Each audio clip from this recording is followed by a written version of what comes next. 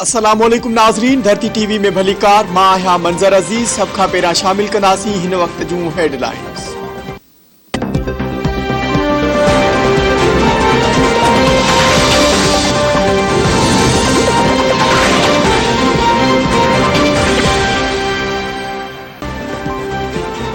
हर पार्टी चाहे थी इस्टेब्लिशमेंट उन जे मथे ते हथ रखे। इस्टेब्लिशमेंट जो फैसलो आहे उहा चूंडियल हुकूमत जो साथ ॾींदी।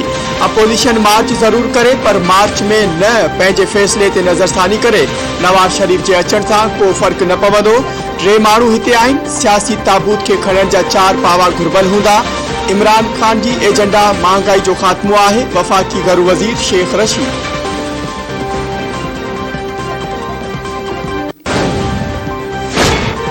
बिजली 4 रुपया 33 पैसा फी यूनिट वधीक महांगी थियण जो इम्कान। नेपरा चेयरमैन माहवार फ्यूल एडजस्टमेंट जी मद में बिजली महांगी करण बाबत दलील ॿुधण खां पोइ फैसलो महफ़ूज़ करे छॾियो।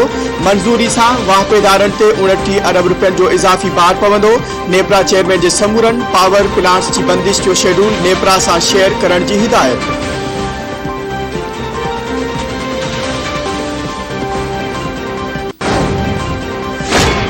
पीपुल्स पार्टी बिजली के अघन में इम्कानी वाद रद्द करे छड़ी। श्री रहमान चयो आहे त फ्यूल एडजस्टमेंट जी मद में बिजली महांगी करण सां वाहपेदारनि ते 40 अरब रुपयनि खां वधीक बार पवंदो।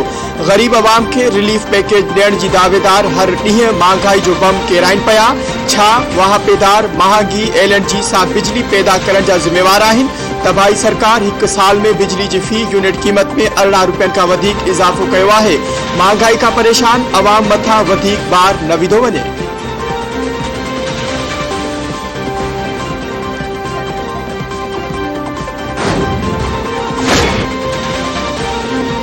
सेनेट इजलास में PP सेनेटर श्री रहमान पारां क़ौमी सलामती पॉलिसी ते सवाल उथारण ते हुकूमती मेंबरनि जी मुदाख़लत। गोड़ अपोजिशन जो सख्त एहतजाज। अपोजिशन ऐं हुकूमती मेंबरनि जे चेयरमैन जी डाइस आगो हिक ॿिए ख़िलाफ़ नारेबाज़ी। मुखालिफ़ धुर जे मेंबरनि जो क़ौमी सलामती पॉलिसी ऐवान में पेश न करण ख़िलाफ़ वॉकआउट। श्री रहमान जो चवणु आहे त क़ौमी सलामती जे मामले ते पार्लियामेंट खे बाईपास कयो वियो।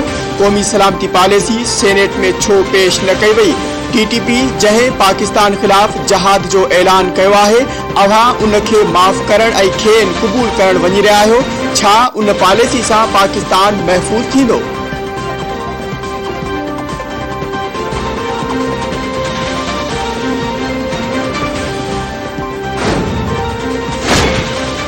सिंध हुकूमत के तर्जमान मुर्तदा वहाब चयो आहे त आइन मूजिब गैस जितां निकिरे थी पहिरियों हक़ उन ते सूबे जो आहे।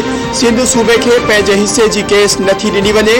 PTI न गैस न बिजली ऐं न ई रोज़गार ॾेई सघी। गैस, दवाउनि, खंडु, अटे ऐं बिजली जो बहरान पैदा थी वियो। मुल्क जो हर शहरी महांगाई सबबु परेशान आहे। वफ़ाक़ी हुकूमत पंहिंजी ज़िम्मेवारी पूरी करण में नाकाम थी चुकी। कराची जो अवाम ॾिसंदो PTI MQM छा कयो ऐं पीपुल्स पार्टी छा करे रही आहे।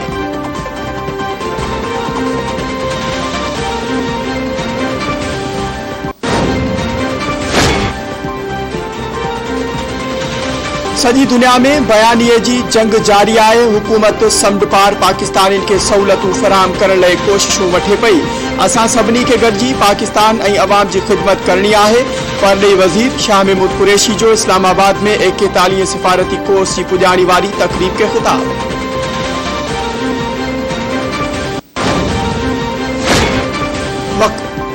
वफ़ाक़ी राजधानी जो नओं मकानी निज़ाम इस्लामाबाद हाई कोर्ट में चैलेंज। मेयर जी सिधी चूंड ऐं डिप्टी मेयर खे हटाइण कानून जे ख़िलाफ़ आहे। लोकल गवर्नमेंट एक्ट 2015 जी मौजूदगी में ऑर्डिनेंस ज़रिए नओं निज़ाम गैर आइनी आहे। दरख़्वास्त में मौक़िफ़ घरू सेक्रेटरी ऐं कानून वारे सेक्रेटरी खां 11 जनवरी ताईं जवाब तलब।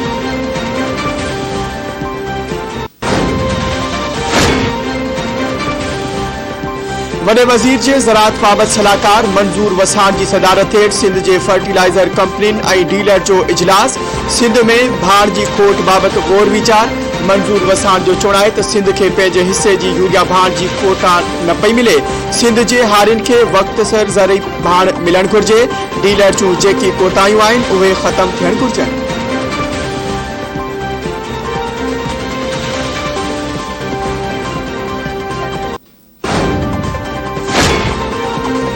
सिंध बिल्डिंग कंट्रोल अथॉरिटी जे ऑफिस ते पुलिस जो छापो ऑफिसरन का पुछा गाछा रिकॉर्ड तलब गुज़रियल ॾींहुं सुप्रीम कोर्ट जे हुकुम तहत नस्ला टावर जे ज़िम्मेवारनि खिलाफ़ केस दाख़िल कयो वियो हो।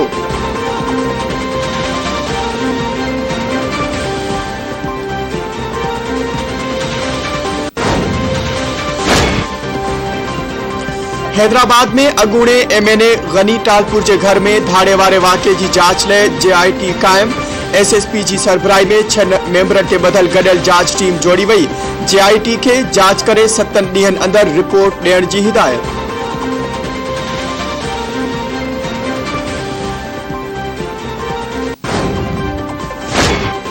सखर की अदालत नौशरो फिरोज मां गिरफ्तार 3 जवाबदारन के 5 ॾींहनि की रिमांड ते FIA हवाले करे छॾियो।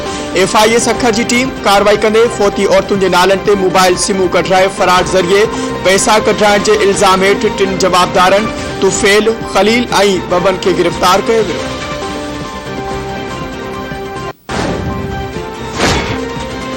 शाह लतीफ़ यूनिवर्सिटी खैरपुर की शागिर्दियाणी खुशबू भट्टी के हिरासत करण जवाबदार सफदर वसाण अदालत में पेश। 2 ॾींहनि के जिस्मानी रिमांड ते पुलिस हवाले। रानीपुर पुलिस मूजिब सफदर वसाण की शागिर्दियाणी से बदतमीजी करण वारे केस में जमानत थियल है। खेस 2 शागिर्द धुरिन में थियल झेड़े वारे केस में गिरफ्तार किया वियो है।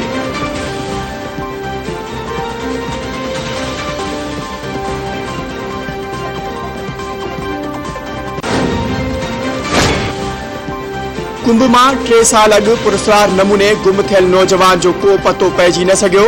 एहसन अब्बास मल्हा के वारसन के अञा भी संदस ओसीड़ो कंहिं सां दुश्मनी न है। पुलिस इख्तियारियों नोटिस वठी पुट की गोला में मदद कन फरहाद मल्हा की अपील।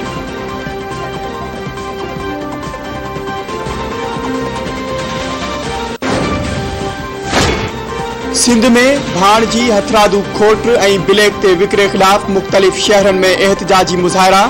सांगड़ में यूरिया भाण की हथरादू खोट खिलाफ आबादगारन हेड जमड़ाऊ रोड ते एहतजाजी मुजाहरो किया। जाती में यूरिया भाण की खोट ऐं ब्लैक ते विकिरे खिलाफ जमींदार एक्शन कमेटी ऐं आबादगारन जो मुख्तियारकार ऑफिस गेट अॻियां मुजाहरो। शहदादकोट में सिंध आबादगार बोर्ड सियासी ऐं समाजी अगवानन जो कोटू मोटू चौक ते एहतजाजी मुजाहरो करे नारेबाजी। सेठारजा में भी आबादगारन जो एहतजाज। आबादगार अगवानन जो चवण है तो यूरिया भाण के डीलरन हथरादू खोट पैदा करे 1750 रुपयन की फी बोरी 2400 का 3100 रुपयन ताईं विक्रो करे रहा है।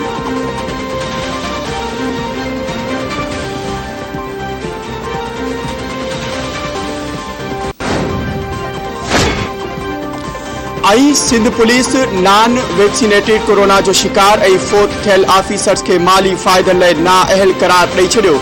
सिंध पुलिस के वेलफेयर बोर्ड के इजलास में अहम फैसला।